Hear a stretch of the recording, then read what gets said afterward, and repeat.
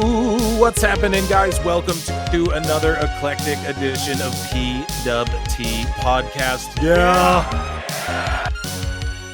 I am your host, the infallible Phil S. Marks, and with me today, again, so soon, Marie Shadows, the host of Squared Circle Podcast. Round of applause for Marie, ladies and gents. Marie, before I plug my stuff, how you doing? How you been? I'm good. I'm actually cheesing on this side. I really do like how you introduced me. So I'm super cheesy. Good. So speaking of cheesy, I got to do some cheesy plugs.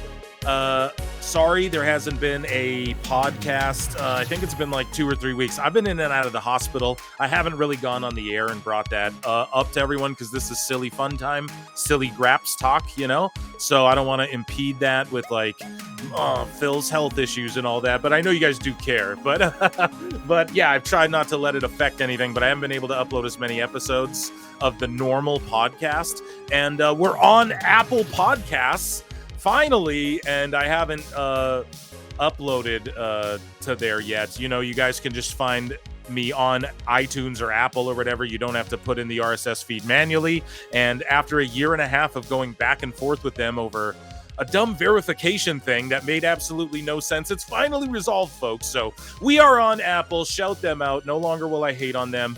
And yeah, I've been in and out of the hospital. I think I got a weird like infection thing. It's all good. It was in my leg. I don't know how. It just happened randomly.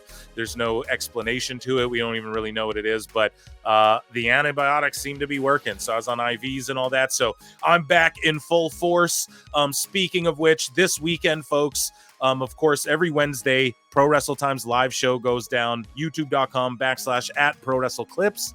This weekend, though, I am live streaming Friday for TNA Emergence. I'm live streaming Saturday for WWE Bash in Berlin. And I am live streaming Sunday for NXT No Mercy. So make sure you tap in. If you're not, make sure you become a member or just subscribe to youtube.com/@ProWrestleClips. And of course, I'm at ProWrestleTimes everywhere else.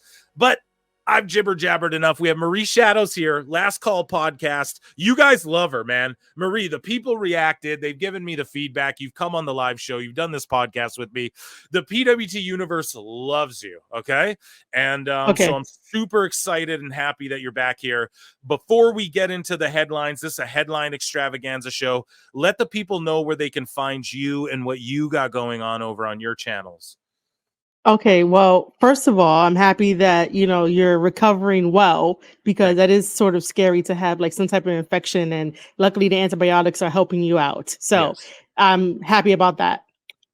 Second of all, thank you to your community and your universe for inviting me back, showing me love. You cultivated a very awesome community that I like to interact with in the comment section, because I do stay in the comment section of PWT. So it's kind of fun. But what I have going on is making my own content. I just released my own thoughts on the AEW Media Scrum after All In. Is currently on my channel, youtube.com/Squared Circle Podcast. I also created a Reddit community because I want to try and build a community over on Reddit, which is just reddit.com/Squared Circle Pod Hub, because somebody took Squared Circle Podcast, so I had to add hub to it. But other than that, like, I just been watching the feeds, watching what people say on the internet, becoming viral on Twitter and Threads again. So, you know, good times. Let's go. Yeah, I'm so happy to see like more attention coming your way in that as well. And I just I love having you on the show, and I'm glad you're here. So speaking of All In, you know, you said you gave your thoughts about Tony Khan and Mercedes and the media scrum, which was, I mean, I was going to timestamp it and go over it on the show. There was nothing that, I mean, Mercedes to me was obviously doing sort of like a gimmick character. And then I don't know, man. I just don't really like those press scrums. They're silly, and there was nothing too juicy worth biting off there that I felt needed to be brought to the show in any major capacity other than what's in Phil Mark's bookmarks, which we're about to dive into. But quickly, I just want your thoughts. Like, how was All In for you overall? And just your thoughts overall on the event, and just AEW moving forward? Well, surprisingly, I actually caught, the ladder match. I actually caught the ladder match because somebody was streaming it, so I tuned into their stream and stuff. So the ladder match was interesting because they had like little ladders and then like finally a big ladder, and they were like wobbly. And by the way, when I was watching that, I was watching a live stream at the same time. Wow. So your commentary on it was kind of funny. Those tables, I was like, what kind of tables are those? I don't know. They had screws and nuts and bolts falling out those things. Yeah, I was like, I don't know what's going on, and then like I tuned in for like some other stuff here and there. People are going to get upset at me when I say that I really didn't watch it because nothing really attracts me. I was live streaming as well, and like my community was like, oh, here comes Ricochet, like he debuted and stuff, and I was like, oh, here we go. So they were keeping me up to date. As far as like everything as a whole, I one day need Tony Khan to really say that he takes responsibility for like the drama and move on and create a new identity for AEW, because AEW is struggling to have like an identity. They can't keep having like these little drama spats to keep their name afloat when like they don't want to give the actual attendance number, and like they want to dance around other things and be like, oh, it's a great show, but it's like, that's awesome, but you need to fix home base, in order to become better. Yeah, and what do you think about them not revealing the like attendance number? What's up with that? They're being very Oh man. So I was told this privately, that there was only 35 to 45 to like 40,000 tickets actually sold to this event. Now, I don't want to get into all those conspiracies like we did last year about Tony Khan buying 10 extra 1,000 tickets, but I'm sure it's true that he did it for the first All In. I'm positive he did, which whatever. This one, man, it wasn't a full building. It didn't, I don't know. I don't want to say it deterred from the show. I think people are going a little too hard. He shouldn't be running bigger buildings. We already know that. But it was like every other seat was empty, it looked like, when you're watching the thing on TV, and a bunch of shit was tarped off. And so Paul Nolan, friend of the show, told me, like, Phil, it's gonna look like shit. He's been to that arena. He was at the first All In, and he's like, dude, when soccer matches only have 50,000, it looks like shit. Let alone that people are saying it was even less than 50,000. They won't say the actual number for some reason. They didn't announce it. They don't wear it loud and proud. Obviously, Tony's ashamed of it. Who knows? They're not even going back there with an All In. They're going back there with like a Forbidden Door or whatever event to the UK, which will be in a smaller, it won't be in Wembley again. So what do you make of all that? Like, what's going on with, do you just believe like it's not really the 55,000? Do you think that's what it is? Because they won't say a number. They're not proud of it. And Tony just keeps going, over 50,000 tickets sold. It's like, well, what does that mean? How many fans were in attendance? That's what matters. Listen, so, yeah. Listen, man. I was asking the questions, and I was told I shouldn't be asking the questions because it was a great show. And I said that, well, anybody can say it's a great show. That doesn't mean that people are going to get paid. That doesn't mean anything. Any show could be great, but if there's no actual true number to see how they're growing in business, then like, what's the point? If it was like 50K or 55K, just say it, just tell us the number. Yeah, people are going to spin it to have like an agenda and be negative, but at the same time, you can see your growth, and then you could take a different approach and be like, all right, we have to market better. We have to tell stories. We have to get people excited, because there wasn't as much hype for this one versus the first one, because it's the first one. The first one always gets hype, but like to not announce it is sort of doing everybody a disservice, as if like, I don't want to say they aren't good enough, because they are good enough. The numbers are there. It's just that the people are not buying and going, and you have to ask yourself, why may that be? And there's a lot of factors. I was saying that like, for Tony Khan has found the UK market to be like his bread and butter at the moment, but I feel like he's breaking even with these shows, because we never. I doubt he's even breaking even. I'm giving him. I'm giving him the benefit of the doubt only because we never hear reports that say that, oh, they made a little bit of a profit. So I would think that like he's breaking even just to, get by when he's We booking know he lost shows 100. internationally. Right. Sorry, I didn't mean to interrupt, but I know that No.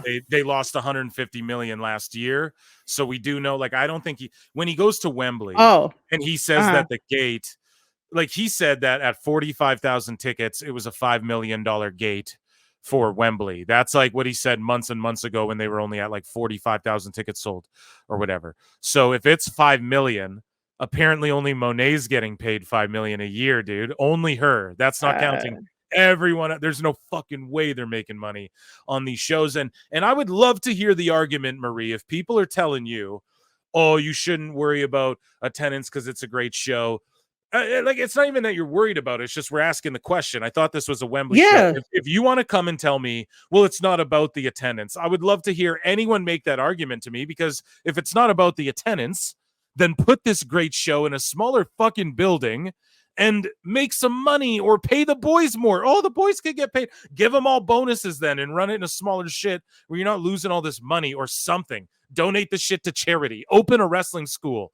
Run house shows. Reinvest the money into the business. I don't know what the fuck, but like, you could, if it's not about the TV ratings and the attendances, then you don't need to run these big ass buildings and be on TV. Just do this shit on the internet and run small buildings. That's where those arguments fall apart all the time for me. It's like, then don't run Wembley if you don't want people to ask about the attendance, because in every fucking sport and every concert, when someone runs Wembley, people track what the ticket sales were. They wonder who sold how many tickets. Oh, do people care? Yes, bands that go to Wembley care. If they outsell Taylor Swift, that's a big fucking deal. If they can't outsell, right? It's how you gauge, like you said, growth and et cetera, et cetera. Yeah. All I'm saying is, when Oasis plays Wembley and shatters a fucking record, you got, because they just got back together, whatever, you got, or are returning rather, you guys, like, it will be in the papers everywhere. Oh, their attendance numbers are astronomical.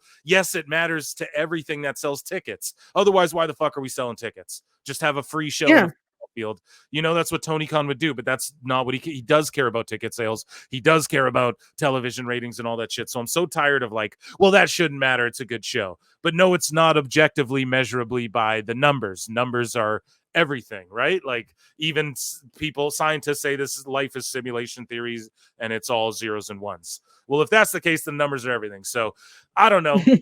We've harped on that. I was gonna say that, like, you notice how their fearless leader Tony Khan, if he doesn't say anything or brag about the numbers, everyone switches up their tune to make it like, oh my god, it was a great show. Don't ask about numbers. It was a great show. Numbers don't matter. It's a great show. Once Tony Khan finally reveals, like, well, he's probably not, but if he did, then the tune will switch to be like, go tell everybody this was the number no matter what. And basically that was that was my post, that, like, last year they rubbed it all in our faces that it was 81K here, 81K there.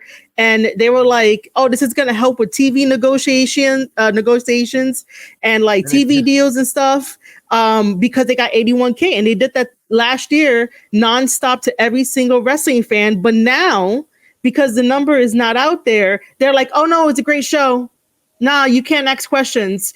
If you don't ask questions, you're not going to get the right information. You're not going to be a little bit smarter. And if you have an idea to help out AEW with the knowledge that you gain, why not voice your idea and opinion? Because you're like, oh shit, I can help you. Sorry for cursing, but like, I can help you with, I can help you with like how to get AEW on board to be better. Like, this is why we create a community, is to talk about ideas, not to necessarily be like, oh my God, you did such a bad number. No, you did something decent. Just know next time you could go to a smaller venue and have a more intimate setting where it feels like this is the greatest night of the greatest night of your life, Yeah, and I always say, whenever I defend AEW, they always make me put my foot in my mouth. Like, I was saying it like, man, this is a huge house. Like, it's crazy that they actually still were able to do 50K with like honestly how sort of shitty the show's been. I hate to be so harsh on AEW,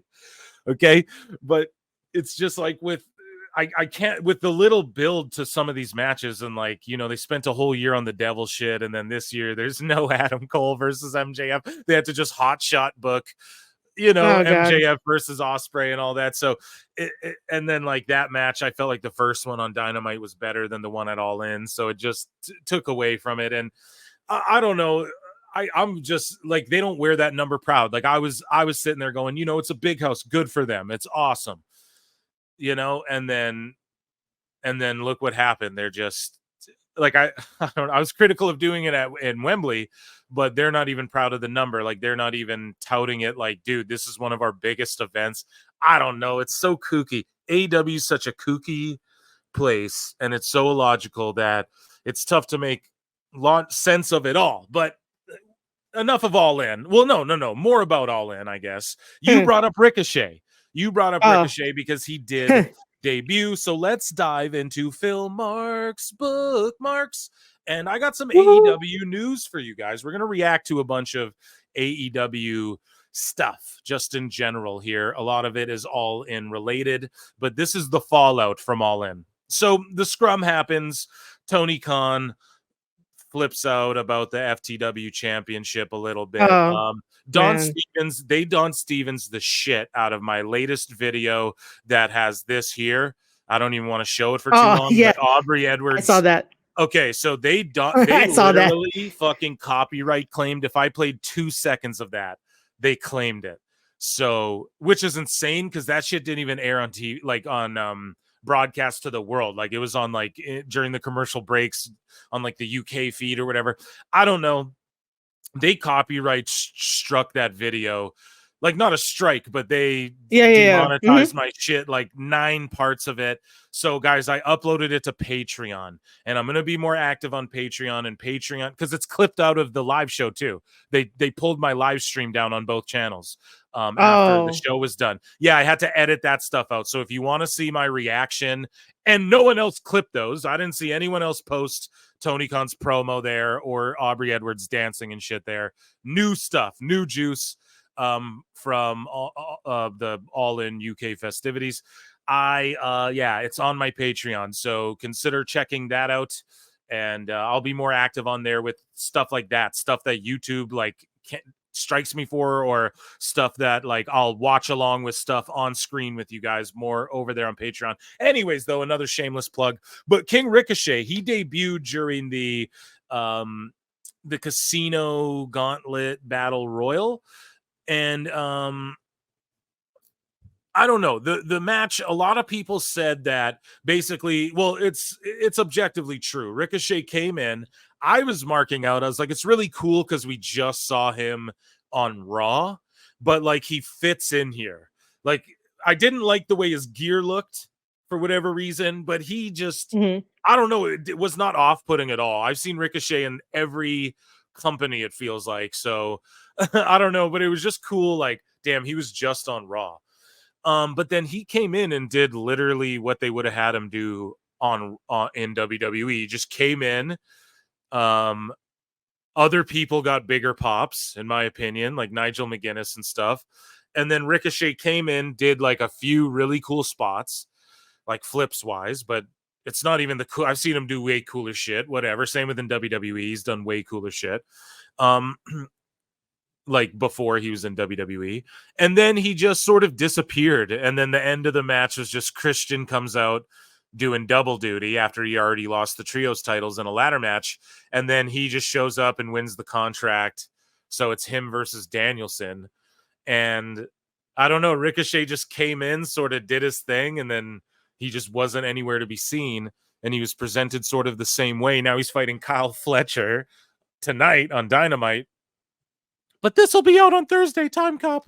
So, like, I don't know.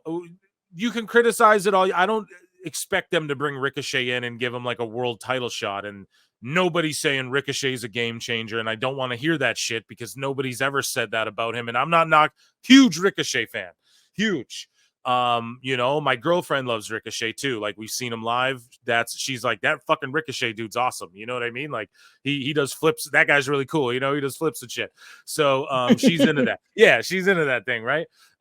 So like, I don't know. He's gonna go and do really cool stuff in AEW for sure. I could see him becoming like maybe an international champion or something like that. But I don't know if whatever. Like, if he wants to take the money, take the part-time, I ain't gonna knock him for that. And I'm cool with whatever they do. Like, if they present him the same way or no better in WWE, then what are you mad about? You know what I mean? So but with that being said, definitely I feel like he was featured a lot in WWE to where, like, damn, you're gonna go take probably more or the same amount of money to just work less. To me, I'm like, God damn, bro, I thought you wanted to show more of what you are. So I'm not one to judge. I'm just telling you my opinion on it. But I love Ricochet, and I'm gonna watch his shit and put it over and mark out when he does video game stuff with Will Ospreay. Sure, you know what I mean? Oh, come on now, Phil. It's just the truth. I'm a big fan of his. I have been since like the early, like before, when he was just an indie scrawny dude. I used to look at him and go, this is the exact kind of guy who'll never make it big. And then he went on to become a United States, won me over, King Puma. I'm a big Lucha Underground mark. So anyways, besides that, he's in AEW, and the first thing he does is he starts arguing with fucking marks on Twitter. Yeah. This is where I'm just like, Ricochet, dude. You what? Don't do this. So instantly, King Ricochet is responding. Well, he's just talking back and forth with Kyle Fletcher, and he just buries AEW. He goes, so Fletcher goes, you know all about Brief, Mr. Speed. And then Ricochet goes, wait, why is being a champion a bad thing? Plus, I hate to say it, but more people watch those matches than one of yours. But don't worry, I'll change that for you. So he did a slick little, like, bury it and put it over, but you just completely destroyed like AEW right there. Like, that just destroyed, melts all of these arguments about AEW's key demo number, all of that. Like, Ricochet comes in this company, first thing he does is go, yeah, more people watch my shit on Twitter than have ever seen your matches. Like, I don't know, it's just such a optically to the fans, that's just fuel for the fucking, I don't know, it didn't come across well. What are your thoughts on that, Marie? Well, first of all, let's talk about his debut for a little bit. I honestly think that he should have never debuted in a gauntlet match to begin with, because if you are acquiring, I know I could talk. I've been podcasting all day. If you're getting Ricochet from WWE, you're going to have to show the AEW fan base why WWE did not put him into position that Ricochet probably felt he needed to be there. So I would have booked right after Ospreay wins the title from MJF, let him celebrate a little bit, but that would have been the perfect time to introduce Ricochet to fight Ospreay and have a story built up, and not like a story to just have the same callback match when, they first started out in their careers, but to elevate it, because obviously one person made it to the top of the mountain, but decided to be like, oh, his story isn't finished yet with Ospreay. So therefore, that's how you set up something with Ospreay versus Ricochet for that international championship title. The second thing, I don't know why Ricochet was responding the way he was towards fans on the internet. I get it that like they could get under your skin. I get it. They could say whatever they want to say, but it really made him look bad, and it made AEW look bad. And it just goes to show you that drama is drama. Publicity is publicity, and nobody really cares about their image in AEW, and they hurt their own stock and they hurt their own character. Like, you have to understand that social media, it can antagonize everybody. You have to learn how to use it right, but that doesn't mean you go after the people who just want to start something. And that's having Ricochet off to like a bad start with gaining new fans, because the ultimate goal for AEW should be to get the fans that left, not still alienate them. No doubt. You're absolutely right. And he does a little bit more of that. I think I bookmarked it, but basically what I saw was Ricochet.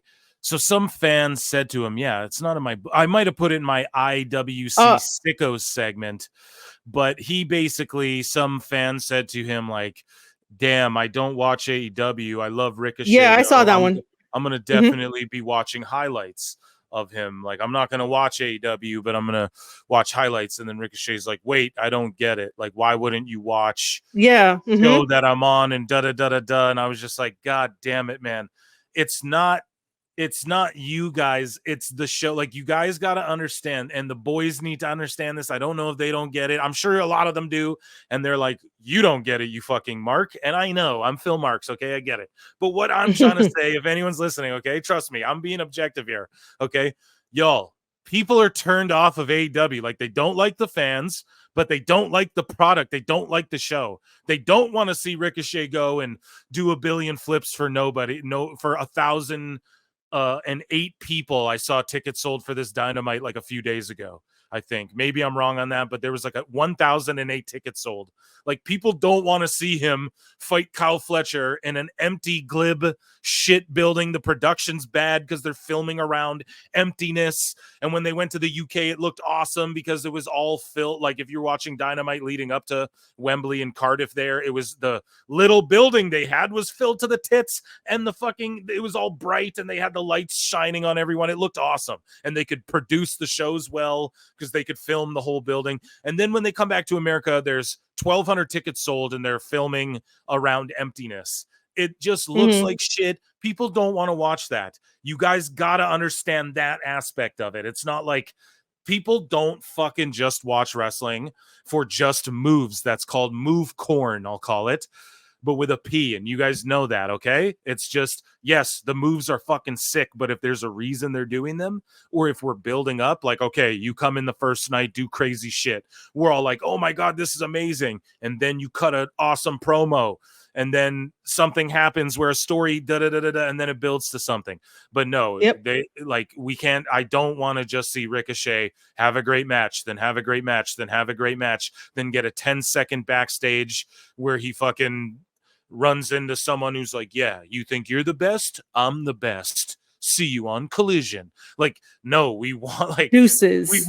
we need to, yeah, we need to see some shit. Not just, we already know in every sport, I've said this ad nauseum, we already know in every single sport, everyone's vying to be the best. Everybody's trying to be the best in the world, dude. Even in Pokemon, I want to be the very best. Everyone wants to be the best. We know that. Everyone wants the chip, okay?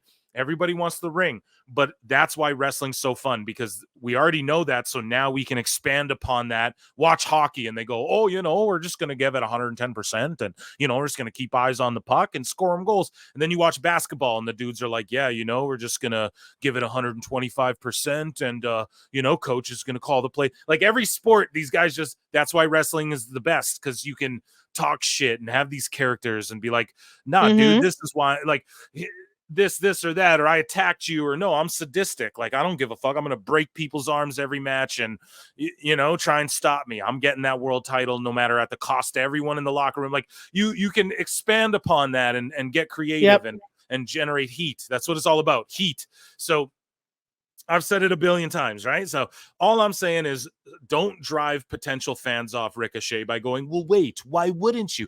Be like, oh, thanks for checking out my highlights still, and I encourage you to come check out a full match, whether it's on AEW's YouTube or come check me out on a Dynamite. Like, yo, maybe you'll fall in love. Like, pitch it that way. Don't fucking like be like, oh, it's weird, and like question their fandom. That's what these elitist marks do. That's what these elitist marks do, that drive people away. This is why people don't want to watch the show. This is why people aren't tuning in. It's because of these, the gatekeepy fandom, and then obviously just the show itself, people aren't super into. Like, just, you got to understand that. And a lot of these wrestlers too, like some of the it's an exception. It's not really the wrestlers that drive people away, because it's how they're booked and it's the creative, but some of them do. Like fucking Orange Cassidy and the Bucks, people do not like them. People turn this shit off when they come on the screen. Fucking learn something, man. And people would love to do that. No, Orange Cassidy typically draws the highest rate. No, he didn't. They put him on at the start of every show. That's what Tony Khan was doing. So when the Big Bang people are turning it off, yeah, Cassidy has the highest rating for the fucking 100,000 people drop off every week, or 200,000 people drop off every week. Yeah, because they were putting him at the front of every single show. and people were turning it off in droves. And like, that's the numbers they play. And people are tired of all that shit. So Ricochet, man, bro, if I don't know, man, media training, you were just in WWE. I'm sure you should know this. Right. And I know you're free on Twitter now to be a little more loose-lipped and all of that, but dude, convert them into fans. Stop that type of thing you did is exactly why she doesn't watch AEW in the first place. And fuck, that's all I'll say about that. So, yeah, moving along here. Eric Bischoff. I love Eric. He responds to, so this isn't really AEW news. So guys, this is AEW news / IWC Sicko segment. We'll combine them together. So this Chris guy says, if anyone wants a fair and honest opinion, you won't find it from Eric Bischoff. On rare occasion, his criticisms are fair. Often they aren't. AEW is 100% a different product from WWE. I disagree, man. They're just doing like old WWE. But Eric's opinions assume you want AEW to be sports entertainment. Plus, Eric doesn't seem to like Tony Khan. Well, AEW is sports entertainment, bro. It is. They don't adhere to athletic commissions, you motherfucker. So then Eric Bischoff responds to that and says, you couldn't possibly be more wrong. Tony and many of his top talents started lobbing shots at WWE from the very beginning. Facts. Including predicting that AEW would outperform WWE within a year of debuting. Exactly, guys. And then you're mad that WWE responded accordingly to that? Jesus, man. They said, we're gunning for you. They said, Hulk Hogan, we coming for you. And then fucking WWE went, whoa. Okay, then we're going to be reactive to that. Okay. And you guys can't be mad at AEW for that. Okay. I mean, pardon me, mad at WWE for that. But anyways, Bischoff continues. That positioning created the tribalism that so many complain about. My critiques have been validated by current performance. Ratings, ticket sales are what they are. I don't know Tony well enough to like him or dislike him. Any comments I make are based on observations and 30 plus years at every level in the biz. They are not personal. Exactly. That's exactly it, man. It's just giving business critique or giving like an educated critique of something versus like personal. Like, he doesn't hate Tony Khan. It's the same thing with me, dude. I wouldn't. Chris Connor's always saying like, "Oh, I can't wait till you just slap Meltzer," and it's like, I would never do that. He's an old, like, what do you think? I just assault people, brother? No, that's just really weird. Yeah, like I am. It's just wrestling. You know what I mean? I wouldn't assault him over wrestling. That's crazy. That's what crazy people would do. I debate his ass any given day, but like, it's just grappling. At the end of the day, I would fucking probably have a beer with Meltzer and have a chuckle. Or maybe not. I think he's kind of there's an age difference there. But anyways, Marie, your response on Bischoff firing back, as good old Conrad Thompson would say. Well, I appreciate Eric Bischoff. And I also would stand by Eric Bischoff because I actually tune in to like watch his shows and hear him talk. And it's all about his experiences, the business side of things, what he's learned, what he's seen. And he's just applying his knowledge in ways of how to help out AEW. It's nothing personal. He never said one personal attack towards Tony Khan or somebody else. He might say that like a decision that Tony Khan made, can be looked upon as stupid, because Eric Bischoff already knows the outcome of, making stupid decisions, whether it helped business or didn't help business, so he knows all this kind of stuff. He's just been warning AEW since the beginning of like, hey, don't do these traps. The stuff that AEW is doing is very reminiscent to a lot of mistakes that he's been through, other talking heads have been through, but nothing is personal.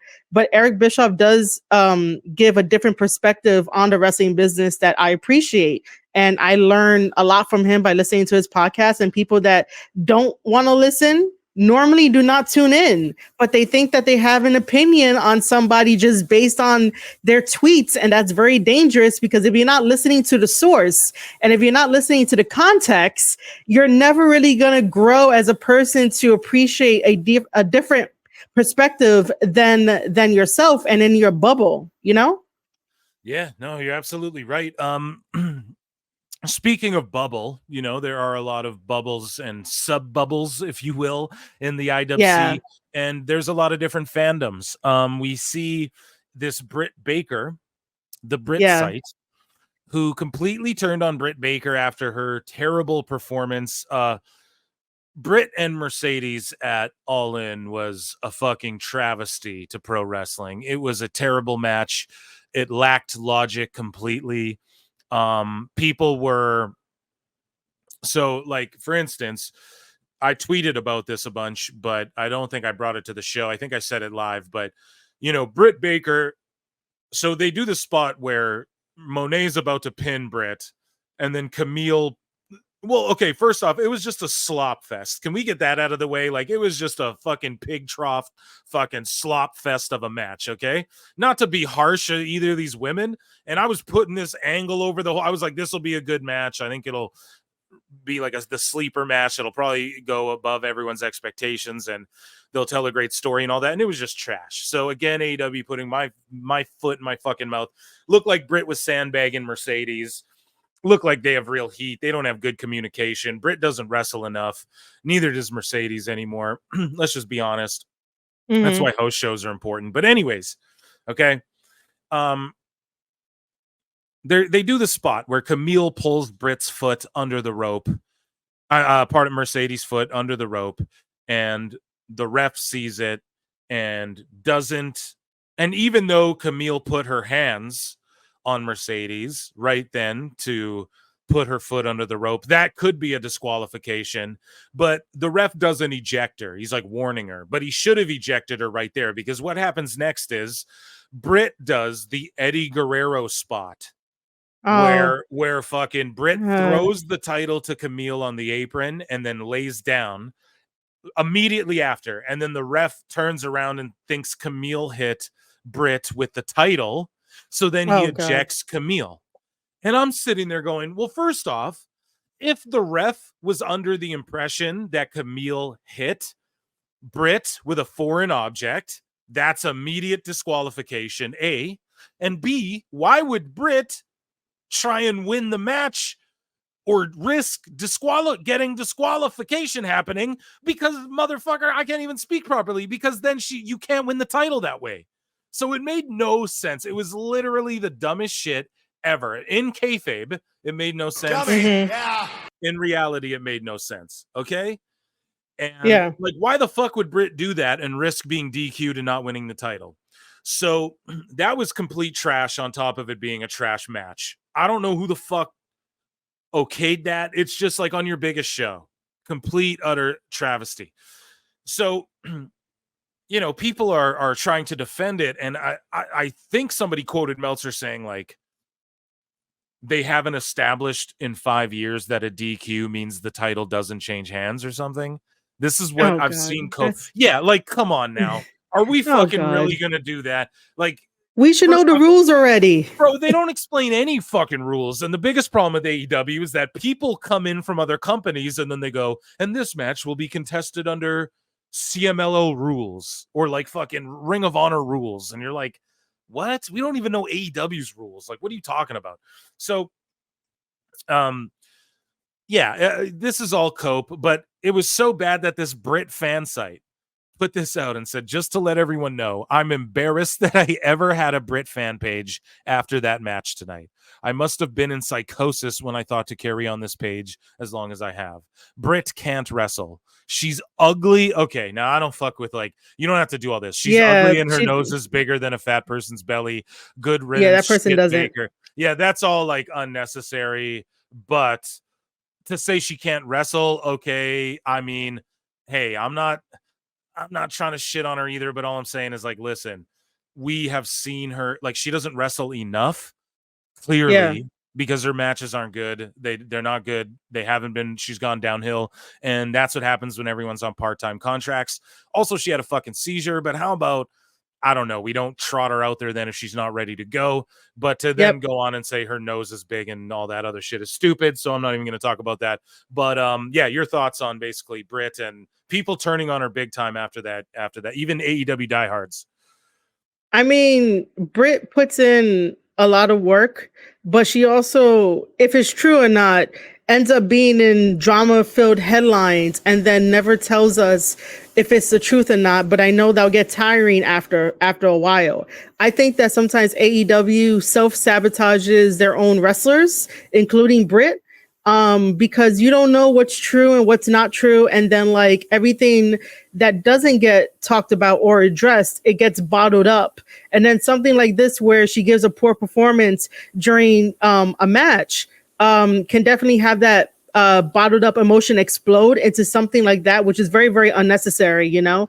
I would also agree with you that because she revealed that she had that stroke, I don't think it was the right time to either bring her back or to have her in the ring without, like, you know, having a couple of reps to get into the art of wrestling again and feeling comfortable and building up chemistry with the other ladies. That's why, you know, I'm going to agree with you that house shows are a thing and house shows can help to get that feeling back. But also, we're dealing with two women who have two big egos. And sometimes, you know, one person might want to do something and the other person is like, no, I don't want to do that. You know, there could have been miscommunication. There could have been a lot of things going on. But to turn on Britt is pretty unfair because of like the situation and just stuff that she's done for AEW, even though like she's been appearing more in like AEW drama headlines. So it's a double-edged sword, which is like really, really sad, but nobody should really be turning on her. Fair enough. I like that take. I really do. So we talked about this earlier. We don't need to jump more into this, but you. Hey, it's me. Yeah, it's you. Marie Shadows. Everyone go and follow her at Marie_Shadows on X. So you said, well, why don't you read this in your voice? Okay. So I said, so no attendance number was given at all during hashtag AEW All In London, hashtag AEW All In Wembley. I thought AEW fans were/are proud of AEW and Tony Khan. They told us for months that Wembley last year did 80 to 81K and they were goated. Look at all those exclamation points. This year, silence. And then I followed it up with some pictures of AEW, the Young Bucks, Ricochet, and then Solo just reacting to it just because of pictures. This guy goes, unfortunately, you keep looking at numbers, and mostly everyone that has responded to you have said it was a good show. A company that is 5 years old to have two major pay-per-views with over 130,000 sold. Attendance is great and should be acknowledged, not with side-eye posts. What the fuck does that have to do with what you're even saying?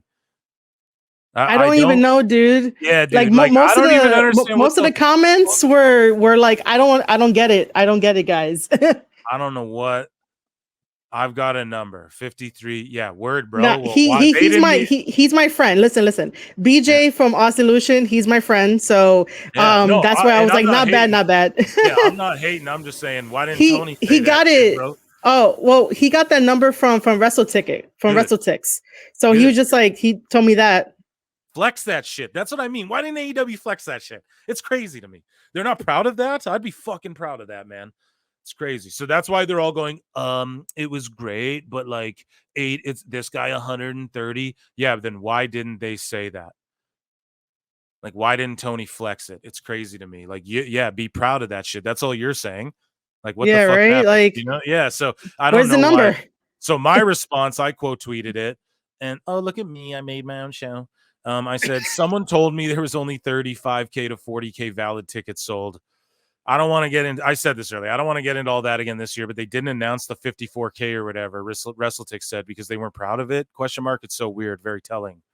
And then I was just like very telling. I think I put that under your thing. I was like very telling that they don't say it because sometimes guys, you have to keep up with the gimmick. If you're gonna have the gimmick of poking the bear and poking every wrestling fan, and then like when you go silent and we start poking you guys, you're like, no, I'm gonna put up my shield that says good show only. Nah, dude. You guys use it as a gimmick to get after us when we're trying to tell you there's a reason why numbers are important. Yeah, and there's a reason. And guess what? Yeah. Oh, sorry. I want to make this other point to your community and the whole entire wrestling community is that, because AEW does, decent to really good numbers over in the UK, they can use those numbers as leverage to get the other territories around the world that may not be so wrestling focused, but they could go to new territories and bring AEW over there. If they release the numbers, talk about the numbers, grow from there, improve, and that's how they get money. That's how money circulates, guys. So me asking for the attendance number was to see the growth. And then here's an idea, Tony Khan and AEW. You can use that as leverage to go to other parts of the world to show that territory what AEW is all about. Because, WWE has yet to hit certain territories, even though they're going global. But like if WWE has not hit a particular territory just yet, you guys can by telling the government, hey, we're able to get this amount of fans. It has been proven, it has been tested in the UK market. Let us go over to such and such territory around the world and let us put on a performance, a different kind of entertainment style for your population is the wrong word, for your citizens. So that way the government can get money too, and money equals everybody happy. Do you guys see this? Right. This is why numbers are important. Yeah, and they are going to Australia. So Tony's gonna hit up Australia, and he's doing like the All In Texas, which to me, like, can they get 50K in America in Texas is where I'm like, I don't know if they can do that. I don't know if they can honestly do that. Like, I don't want to doubt it, but like, what match could they possibly do that would fucking, like, how could they pique interest? Like, they only got 50K in the UK, man, this time. I would tell you this, because Texas has a lot of wrestling history, right? So I would say that the cheapest way, even though I really don't want to use that word, is to use the Von Erich name and any other name that is associated with Texas wrestling. Well, that's the only way I can see it. Athena out there, she's been getting over everywhere, and they don't use her, but parade her out there. So speaking of silliness, so this, you literally can't make this up. Okay, you can't make this up. So Tony Khan at the AEW All In press conference, right? Mm-hmm. He says that there's about 27 people that contribute to AEW's creative process. He gets pitched hundreds of things, and he has the final say. Oh, God. Right? So Tony Khan said this at All In London at the press conference here in Wembley just this weekend. He goes, there's about 27 people that contribute to AEW's creative process. He gets pitched ideas, and he has the final say, right? This is an actual quote from Fightful from 2021 of Tony Khan. Tony Khan says, AEW doesn't have 27 Hollywood writers sitting around writing sketch comedy. The best guy's Tony Khan. You what?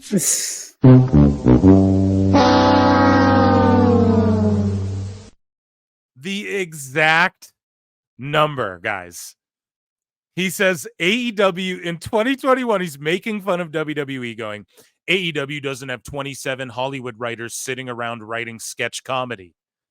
Tony Khan at All In goes, there's about 27 people writing AEW's creative.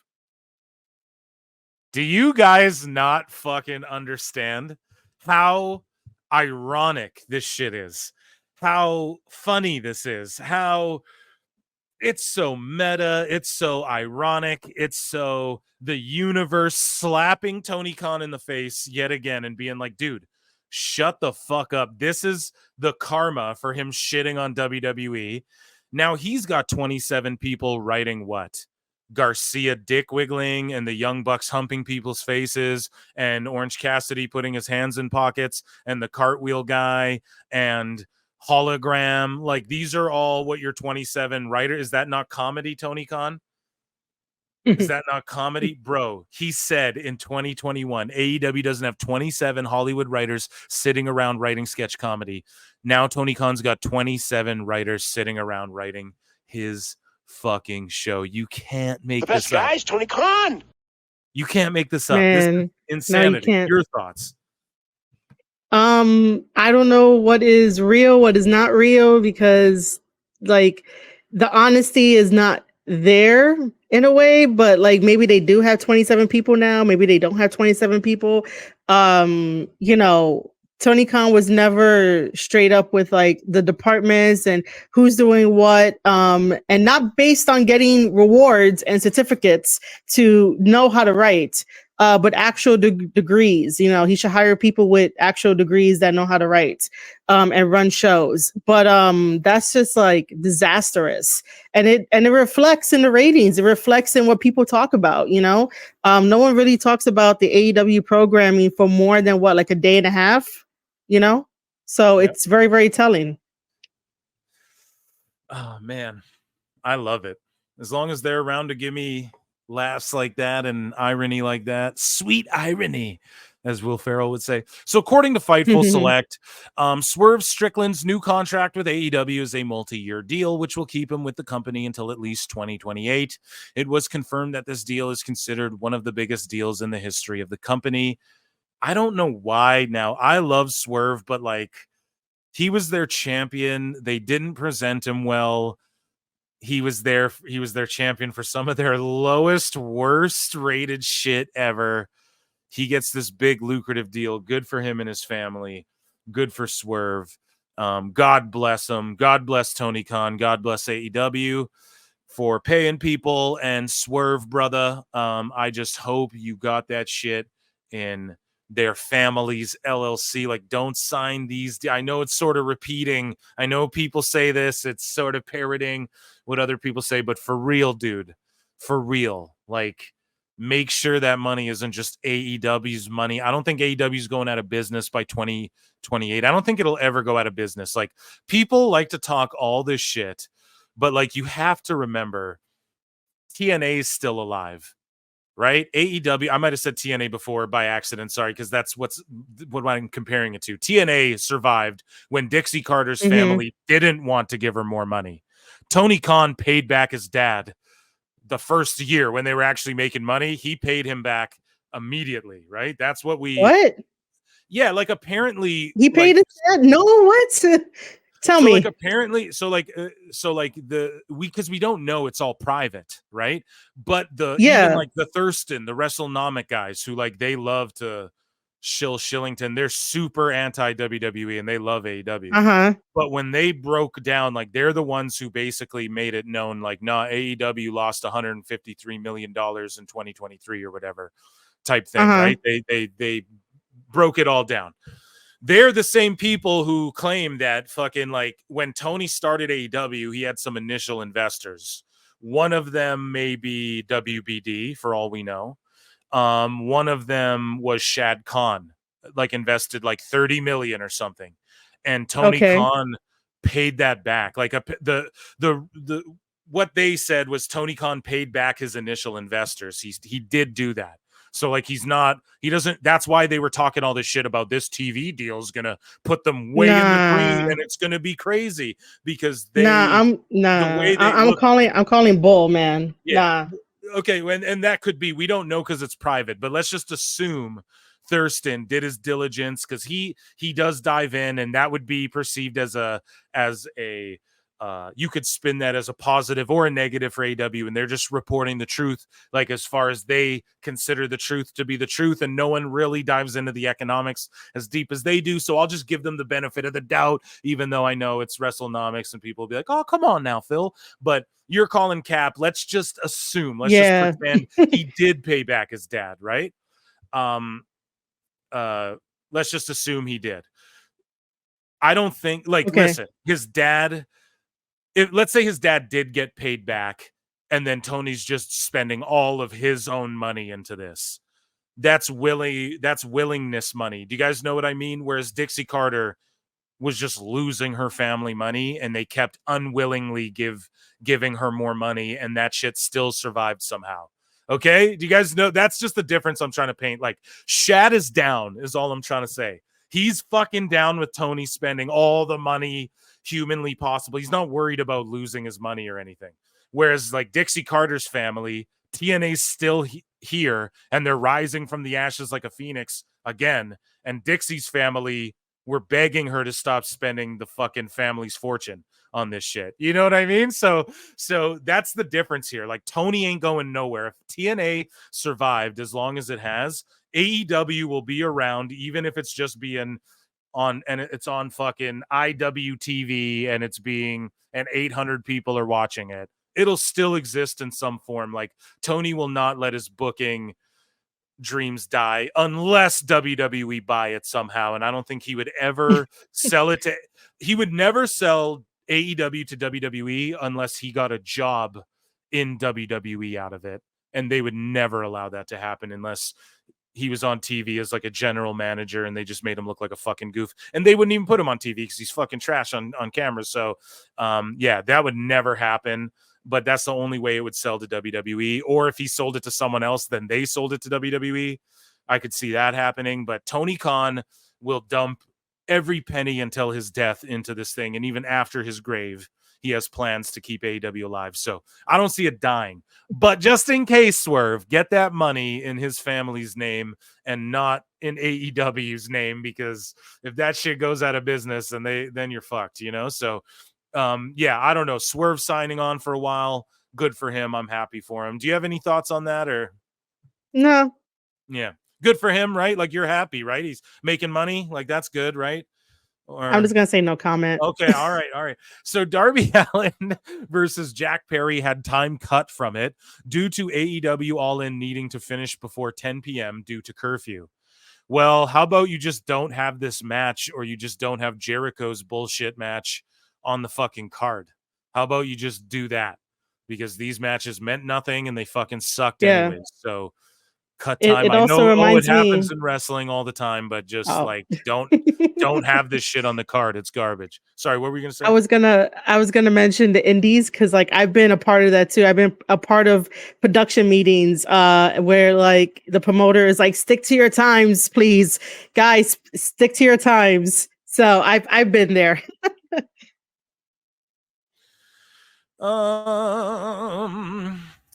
So AEW reportedly, well, during All In, Ricky Starks tweeted that he was at the movies watching a movie. So, like, come on, man. Good for him. Yeah, good for him. But AEW reportedly has no long-term plans for Ricky Starks and are of the belief that he doesn't want to stay anymore. Oh, you think? Then why don't you let him go, Tony? You talked all that shit. Why don't you let him go? The best guys, Tony Khan. So this is Ibu, and Ibu's Yeah. not saying anything that nobody doesn't already fucking know here. But he goes, the things that seem to be overlapping is that he is frustrated with the fact that he hasn't been given a direction. AEW is of the belief that he doesn't want to stay anymore, and seemingly he is waiting his deal out. That is what people think. Nobody can agree when the deal is expiring. So you have no fucking sources, and your sources suck, and all you're doing is saying what everyone's already said on Twitter. You just said no one can agree when the deal, so none of your sources can agree. So nobody knows when like, obviously he knows, and Tony Khan knows, and the people. So your sources don't know shit, and you're just saying the general consensus of Twitter. Great work, Ibu. Wow, great work. The bottom line is Ricky Starks is home. He's healthy. He does not have any long-term plans in AEW. AEW has no long-term plans for him at this juncture, and that's the situation. Then release him. Your thoughts, Marie? Basically, I've said this before many times on my own show that most of these guys, including Uncle Dave, will look through tweets and they will gather up information and then they will turn it around and present it to you as fact. And you will pay them to read what you just saw on Twitter, Reddit, wherever they could get these air quoted like news from and turn it around and be like, oh, my sources told me this, when in reality we're like, hey, I saw this guy just tweet that out the same way, but you reworded it. It's sort of getting ridiculous, and that's why we say it's a slow news week. But seriously, let Ricky Starks live his life. Let Ricky Starks basically milk the end of his contract to get that money, and then when he's free he could do whatever he wants. There's no point to continue to sort of like beat the dead horse of like, oh, AEW doesn't know what to do with him. But in the same breath, Tony Khan was like, Ricky Starks is great, I would want him to come back. I would want him to wrestle in an AEW ring. But it's that contradictory hypocrisy thing of like, the wrestling dirt sheets say that AEW doesn't have any story for him versus Tony Khan trying to save face and be like, oh, Ricky Starks is great. I just can't, he probably can't fit him in somewhere, but he says that he's great and wants to keep him around. But it's a non-story, non-issue. Find something else, dirt sheets. And like all that shit Tony talked, like, we won't let wrestlers, like, we're for the wrestlers, and they were all free wrestlers and all that shit, all the fandom, free these wrestlers who are trapped in WWE. But then it's like, let Ricky Starks go then. Like, these people don't believe in anything. There's no integrity. The three eyes of wrestling, folks. Kurt Angle taught us all that. Here's Brock Anderson, who's been spotted backstage in WWE. Of course, Arn Anderson appeared on camera, and he's in NXT training now, finally. And Brock Anderson slams AEW, saying they are not set up for young talent to get a chance. Yep. So Brock Anderson, I could have told him it. Yeah, of course. Calls out AEW over lack of facilities for young talent. And this is what I tell you guys, right? In showbiz, we call AEW like a traveling live studio show. Like, it's not a real, it's not a pro wrestling business or company at all.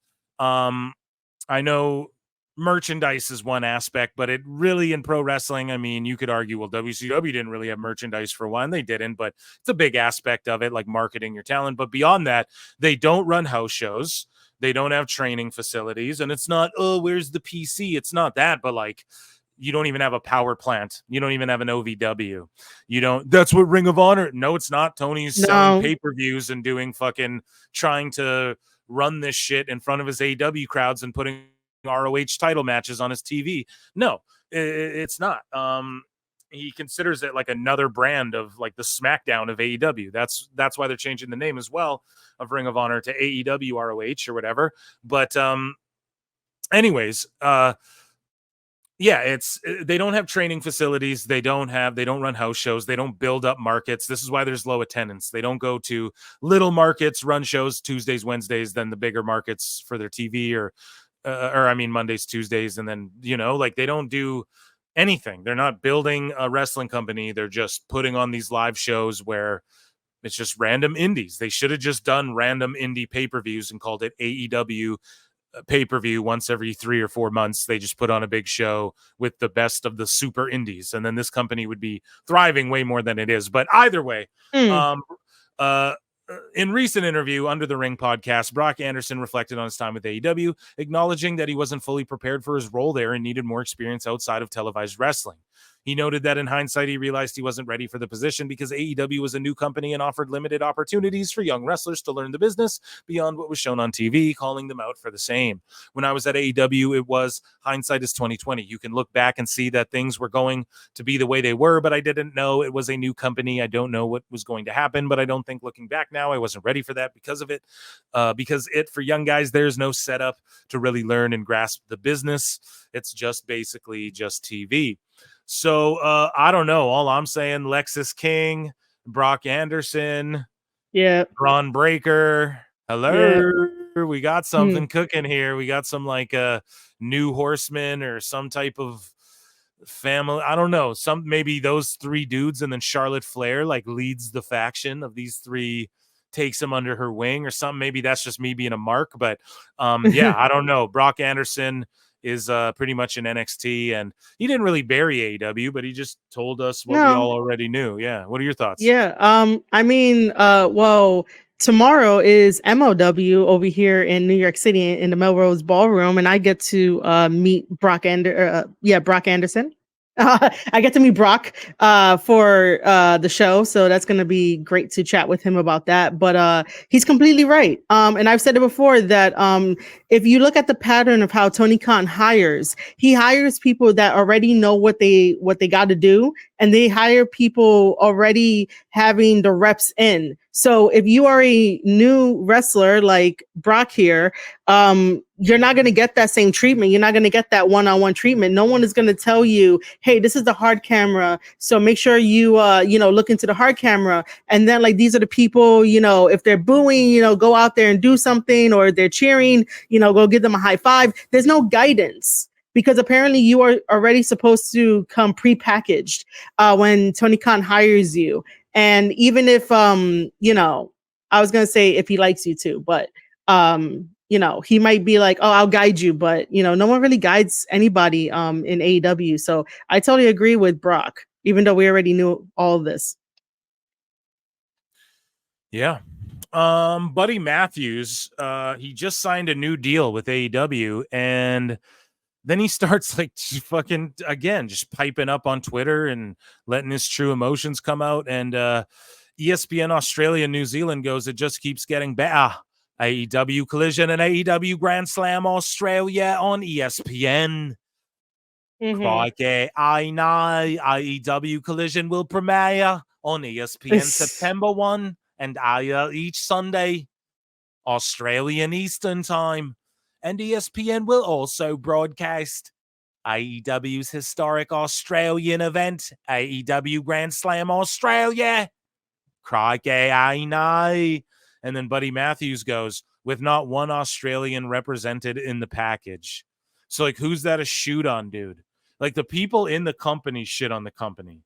What the fuck, man? How do you expect the fans to act any different? It's, I don't know. But also, you also have to be booked on the show in order to like make it into the final cut for the video. And that's not me trying to be like mean or anything to Buddy over here. It's just a fact of like what we're seeing in real time. Like Tony Khan signs everybody, and everyone has a bloated roster, like we keep saying, and then only has a certain amount of time to showcase everybody. And then if you're put in a faction and your leader is injured, you stay home too. So it's like, yeah, you're getting money while sitting home, which is fantastic. Like we all would love that. But at the same time, it's like, don't you also love wrestling? Don't you also have a passion? Don't you want to explore the world and like give high fives to fans and feel that energy? So like, if people are hurt within a faction, also book them for stuff, put them on the show, give them a direction. But again, going back to Brock Anderson, there's no direction for anything. So speaking of direction, we talked about the tickets earlier. Yeah. Danielson wins the world title. He may vacate it tonight. I don't know. PWT live show. But actually, you'll be hearing this on Thursday, Time Cop. Tony Khan confirms that AEW All In sold over 50,000 tickets and was one of the top 2 bought pay-per-views in the past year for the company. And he tweets out, great news with over 50K tickets sold. Wembley Stadium for All In London. I think our best show ever. It was... Every show's the best ever. It was also one of our top 2 pay-per-view buys in the past year, along with the AEW Revolution Stakes Final Encounter. What a 2024 AEW. Yeah, I mean, I'm sure it sold pretty well pay-per-view wise. I mean, why wouldn't it? I'm sure a lot of bars ordered it that don't normally order AEW stuff and things like that. But yeah, I mean, good for them. But with over 50K tickets sold. Okay, that's not a number. So like what it is attendance, bro. Like we all go by attendance. Like again, I'll bring up when Oasis does Wembley, they'll tell us how many people were there, not fucking this much tickets sold. Like we don't know who's getting refunds or whatever you do. Like, we don't know, or whatever. Not even that, just tickets sold. So like you could have bought 10K, Tony. Again, like people accused you of before. As I told you guys earlier, we're also blending in an IWC Sickos segment into here. And you know, okay, here we go. So we just got some sickos with some sicko stuff that we're going to react to the IWC here. And some of it's funny, some of it's lighthearted, some of it's completely weird and completely nutty. And yeah, are you ready for it, Marie Shadows? Do you enjoy this sort of stuff, or? I mean, I try to not look at any of the sickle stuff because I know that it's not going to be logical, but Yeah. we can react to some stuff.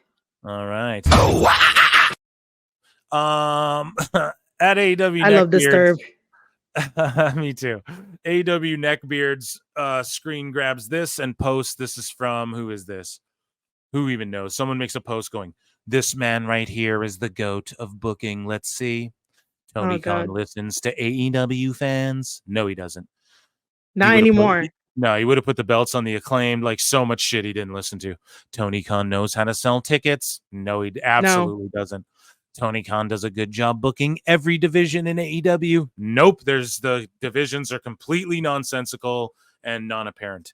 Tony Khan never spoils surprises in AEW. Really? That's why he made the promo code for Edge fucking EDGE, whatever the fuck.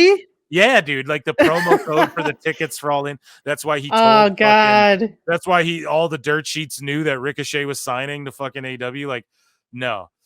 Tony Khan booking long-term storytelling is 10 out of 10. No. That's good. No, there is no long-term storytelling. Tony Khan makes cool announcements. They're all ass. I swear this guy's trolling. Tony Khan never lets AEW fans down.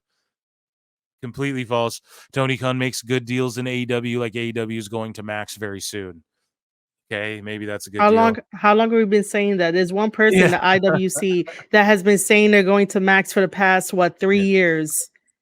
Tony Khan is that person has been saying it forever. Tony Khan is a huge billionaire because of his dad. Tony Khan saved ROH. Yeah, he saved ROH like WWE saved ECW. Tony Khan saved pro wrestling. I hate that one. Vince McMahon doing weird shit on his airplanes saved pro wrestling, let's be honest. And so did Roman Reigns in the Bloodline. So that's why Tony Khan is the GOAT of booker of all time. And then someone underneath goes, AEW nerds won't ever criticize AEW. And this is really a cult. Just listen to this. So this is a cult. And listen to how this lines up with AEW. The leader is always right. Criticism of the leader or questioning of the leader is considered persecution. Anything the leader does is justified, no matter how harmful it may be. The leader is the only source of the truth. Everybody else is lying. Followers must be blindly devoted to the leader and never question him. The members won't recognize they belong to a cult. That's exactly the Sickos. Yeah. And he even dubbed them the Sickos. Okay? This is the thing, right? They always have a name too, and he dubbed them the Sickos. This is what Chris D'Elia did. If you guys are into comedy, right? He has a whole gaggle of like underage women that got fucking tattoos that he's DMing and commenting under and shit, and he called them the whatever. He literally called his whole YouTube channel Super Cult or whatever the fuck, and then he had to change the name of it because people were like, "You're running an actual cult." It's the same thing here, dude. It's the same thing happening here. It's a cult just in the right in our faces. So we don't, the Brian Laugh, that's Dave just Scheer weird stuff I'm going to do on the live show. All right. Cause I have no comment on that. Like that's not my thing. So, this guy tweets out, Danny G says, wonder how this guy found the money to get to London at the last minute. Andrew Baydala. Oh, we all know. Yeah, the biggest ball washer out there. And he goes, I won't be at All In. It's pricey to get there right now, but I can tell you that the Swerve Danielson build and the match are enough to make me want to travel and cover the event. They're absolutely killing it. And then all of a sudden he posts he's in he's in Good Morning Espresso Time and AEW All In. So Yeah. obviously Tony Khan or one of the AEW people reached out, sent him tickets, brought him there to cover it because I don't know. That's the perks of shilling. Like, man, these other YouTube fucking creators won't even fuck with me, dude. Oh. Like, that's the thing. Like, some of these people are even, and they fucking follow me. Some of them, like, you know, and they won't even fucking give me a response and stuff like that. And the reason for that is because it's just, there's a lot of that going on, right? Like, if they agree with me, it might harm, like, maybe someone in WWE, like, because I go hard on everything, bro. I just keep it a bean. So when you don't lean one way or the other, it's a lot harder to, you know, the doors don't open as quickly and as easily, even if people acknowledge your existence. You know what I mean? There's some big people in the space who, like, you know, I've chopped it up with behind the scenes, or like who follow me flat out, who like won't publicly fucking acknowledge me though. You know what I mean? Because they know like it could fuck up like them getting a media pass to SummerSlam or whatever the fuck. I'm sure no one's explicitly said that to me, but I'm sure that is something that, you know, because but yeah, I don't know. I don't know. If you wash balls, man, this is what happens, you know? So I'm sure someone sent him tickets, and good for him, I guess. And I'm not saying don't like put over shit or be positive. I know people might be like, well, you're just negative and rage bait and shit. Sure. But I don't think I do. I get shit for like marking out about stuff. I get called e-drone and pedophile and all these things. So it's like, there's no please in the internet. So there isn't. So speaking of drama, I'm gonna save that for the live show too. So the WWE roster has been put on notice, and this one was just cute and funny, and we're all IWC Sickos guys, so this segment isn't just, oh, we're clowning goofballs. There's that, but we're also just laughing at like people in the IWC who are just do funny shit that doesn't really fit anywhere else on the show. And I was laughing when I saw this video. I love this. You see my outfit? You see how I'm compressed? You see how I look snatched? Very demure. Very Monday Night Raw. Very Friday Night SmackDown. Very tables, letters, and chairs. Very much compressed. Very much. I like that one. Well, it's a big show. Oh my god. Well, it's the big show. I fucking love that, man. See, that's shout out to that person for having all the confidence in the world and making, you know, people smile for a little bit, which I like it. I like the approach. So and it is very demure. It is absolutely whatever the fuck that means. Everyone's saying it, but let's go. Let's roll with it. Well, if you actually look it up, it means shy. So like the definition of it is shy, but she used it for like being very mindful and like very modest, you know, because she was doing her makeup. If you see like the original video on TikTok, I usually go down these rabbit holes of trying to keep up with everything, and it's difficult. So this one, I had one here from a sicko, but this post is from a suspended account. So it must have been real bad. So an angry AEW fan took to social media to demand a refund because they couldn't see anything and paid $500 for their seat. Stand on your chair, sir.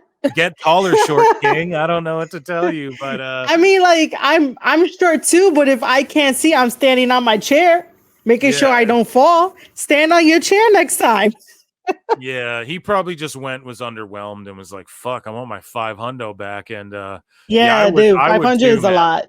Yeah, I don't have. Usually, I'm the one blocking people by it because I'm 6'4", so I'll be standing in front and I'll be like blocking other people. So I always feel like self-conscious. I try and sit as close to the aisles typically on bigger shows so I can like kind of lean out of the way and still see kind of type shit, you know, because I'm self-conscious like, oh, I'm blocking people, aren't I?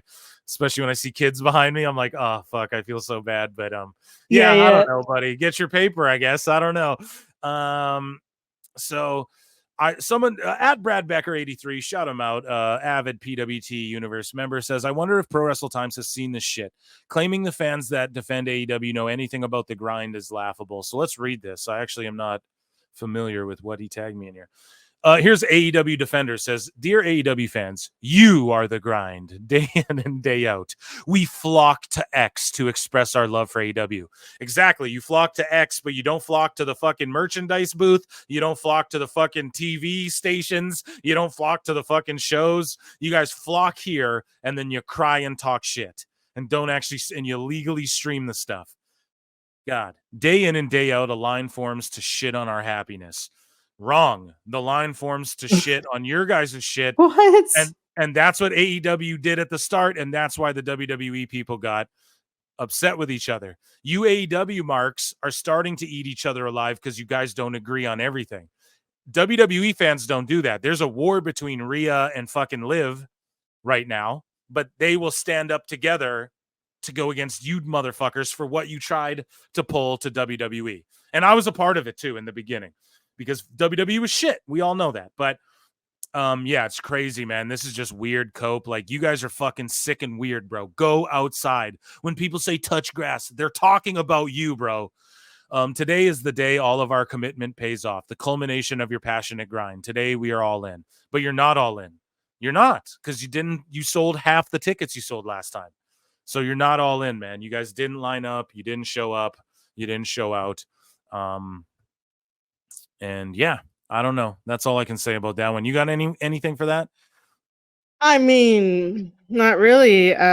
Sometimes these people are like delusional and they look at the world in a weird way. And then when you try to, try to bring them into reality, it's like you are the bad person. You're the wrong person. Especially when you try and tell them this is what's happening in real time. So that's all I can say for that. So Ricochet, we talked about it earlier in the show. Yeah, this thing. And here it is. I'm not going to say her handle, but her name's Missy. And she says, I love Ricochet. I don't watch AEW, but I'll be watching them highlights for sure. And yeah, he says, I'm conflicted with this. So if you love watching me, then why don't you watch me at AEW? She just said she will. She just said she'll watch your fucking highlights, bro. Just so you can say I'm not watching that. Yes, people don't like that show. Ricochet, yeah. Serious question. And then this guy goes, I don't think she was saying this to diss you, bro. I think it was just that maybe AEW isn't for her, but she likes you enough to keep up with what you're doing, but doesn't like me enough to watch my actual matches. No, bro, she's gonna watch your match, bro, but like in clip form, because she ain't about to go figure out how to watch AEW and watch Dynamite, bro. Like, you got to accept that and try and convert her. Like, okay, let's say she watched your speed matches. Those were 3 minutes long. Let's say your match goes 15 minutes on Dynamite and she watches a 3-minute highlight reel.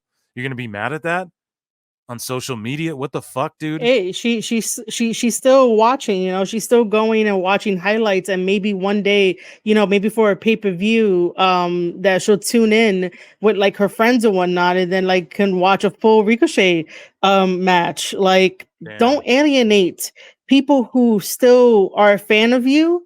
And then like, just don't do that. And then he keeps going. So he goes, it's weird. He kept going? He gets worse even. Listen to this weirdo shit he starts saying.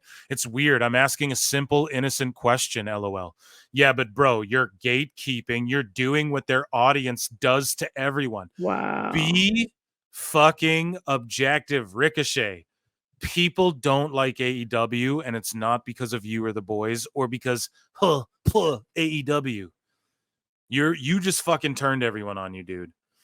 And then this guy goes, maybe she got work or something while you're wrestling. I don't think she's trying to diss you, bro. And then Ricochet goes, because she's got work, she can only watch the highlights? Ricochet! I don't understand. Right? I don't understand. Oh my God. I mean, we don't know what she does for a living, first of all, and to be like, because she got work, she could only watch the highlights. Like, she got bills to pay, man. Like, are you giving her, something to work with to completely support you? I mean, like, it's one thing to ask fans to go out of their way to watch a 3-hour like Raw, you know. But if they don't feel like watching a 3-hour Raw, but feel comfortable watching highlights of Raw or watching highlights of any of the other favorite wrestling promotion, I think that's fine. That's valid until they can find the time to actually go back and watch, you know, a full episode of whatever wrestling show they want. So this guy says, it's weird you're being so online about this. You're a TV star, man. Some people don't like the AEW presentation.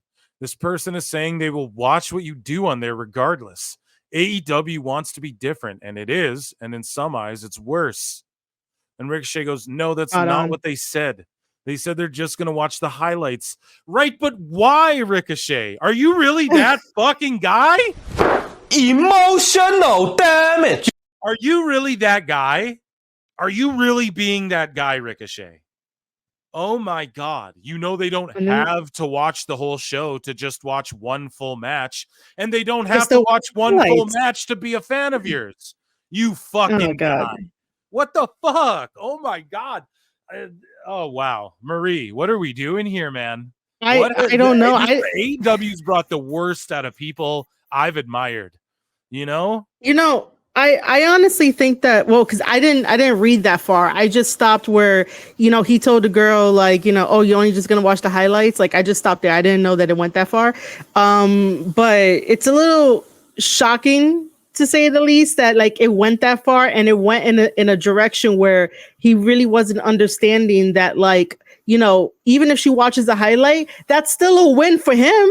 Because like she might get interested in something to see how something unfolded. Yeah. Therefore, she'll search for the full match, watch the full match, and maybe she could tell her friends like, "Oh yeah, I watched this wrestler named Ricochet, and you know he does this and this," and like, you know, use her phone and be like, "Here, watch the match with me," or something, or watch the highlights. Like it's a win regardless. It's now like, I don't.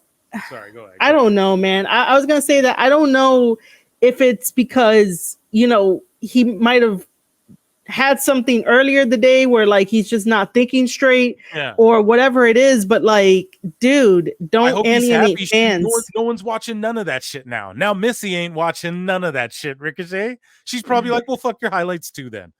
You just shame me, you just gatekeep fandom. You don't do that. No, it stresses me out. So shout out Julian Weeks. He responds to Ibu's got Julian's name in his mouth. Ibu, of course, protects his tweets and all that shit when people want to talk about him, but he wants to talk about other people. So okay, let's see. Ibu goes, do you think the more obsessively relentless anti-AEW accounts get paid to post like that? No, but I do think this is what I will give my take on some of these anti-AEW accounts that are full blown. That are like, yeah, it's gonna die. It's like, then what happens to your Twitter account, you know, like, or like your YouTube channel? Because you got to understand, once your content changes, like, are you just gonna turn into like a retrospective? Because once your content changes, like, let's say I built a YouTube channel that's all political talk, and then one day, and I build up 100,000 followers, and then I just switch to talking about fucking race cars. The people who, like, you know what I mean? Like, what are you going to do? Yeah. Switch to, so that I've always wondered that. I don't know. You're going to become a TNA hater fucking, I don't know. Right. So, if it goes out of business, but it's not gonna, let's be honest. But so I do get what Ibu's saying, but no, I don't think, or like, I'm sure some of them are paid. Yes. But here's the thing. This is how deep it goes. And I tried to tell AIR Gold this, that people, it goes so deep that I know that people think that accounts like AIR Gold or AEW Defender are paid by WWE people to turn AEW, to turn people off of AEW. Does that make sense?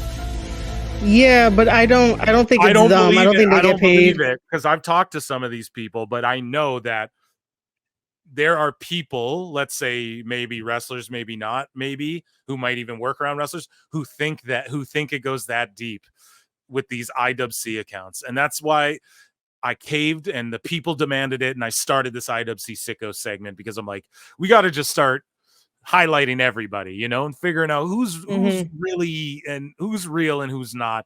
So I don't blame Ibu for questioning it, but It's like, Ibu, you're fucking paid.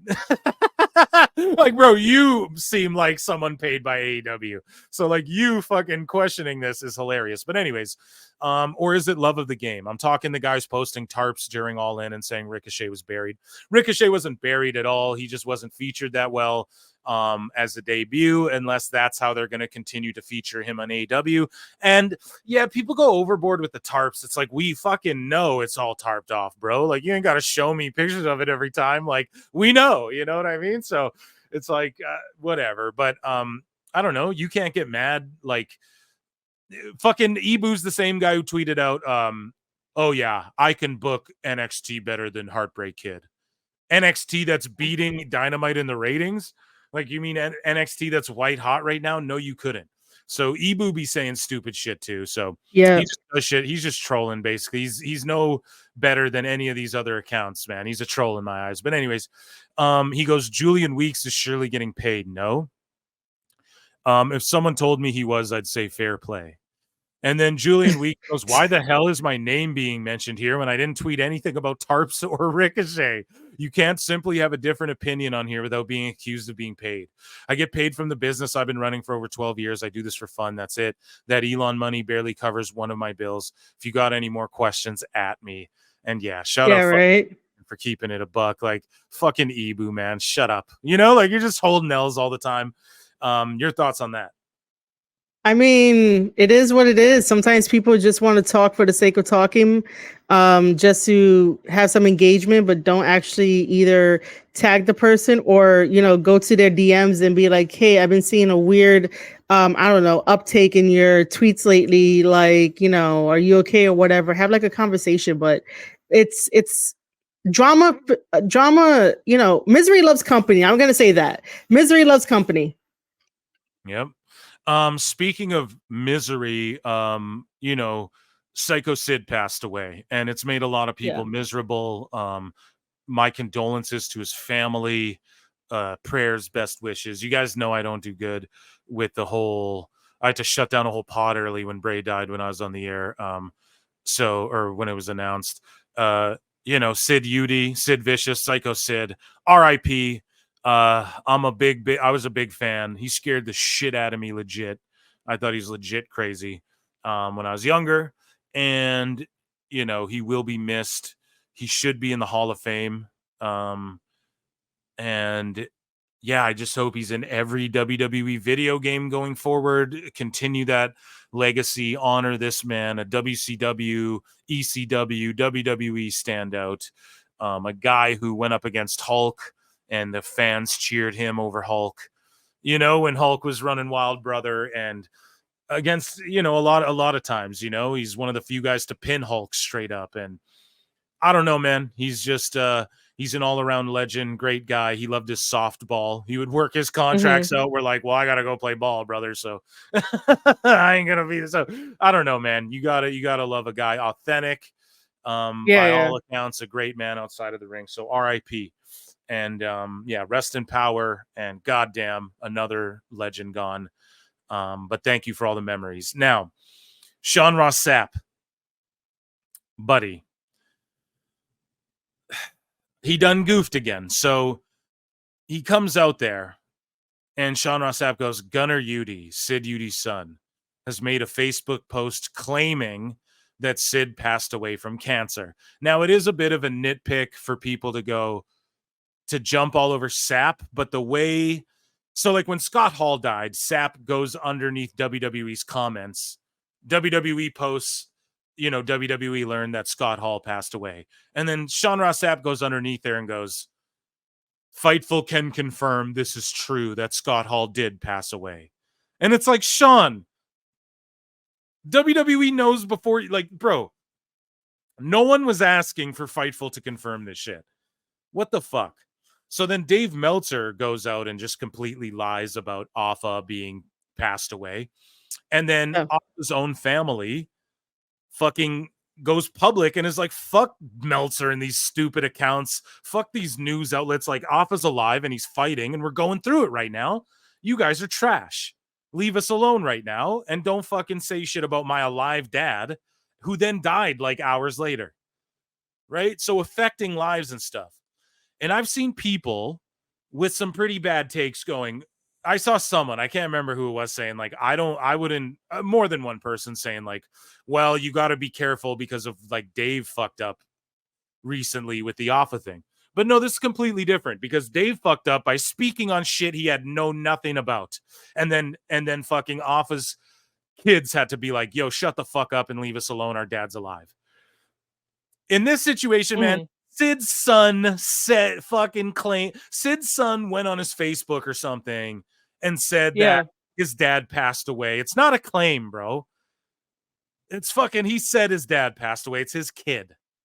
So to come out and just be like, he claimed it, it's just, these weirdos, man. And then people to defend that. With the news, bro, his son said it. Like, this is the problem, man. These people will jump on what their sources say before they can verify shit. And then when shit's already verified, they wait. They claim it's not legit until their sources say it's legit.